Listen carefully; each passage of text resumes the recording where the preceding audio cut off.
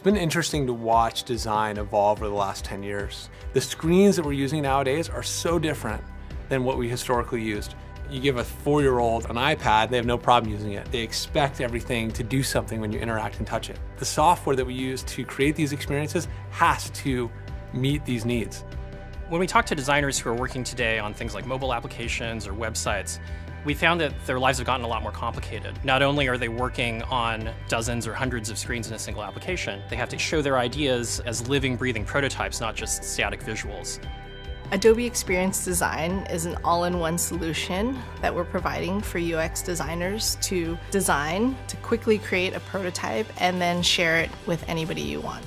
When we are trying to collaborate among designers, product managers, engineers, we want to make sure that people are able to try out what we're thinking. So getting quickly to prototype with a tool like XD can help us make sure that we're actually designing thoughtfully for the broader user base. XD positions itself really well because I can sketch a few ideas out, get a prototype, get it on my phone, and just very rapidly change it in real time. Super simple, super fast, super easy to use. A great designer has to communicate what's inside their head. The faster they can move, the faster they can get other stakeholders involved, the faster they're going to be able to ship out a really great product.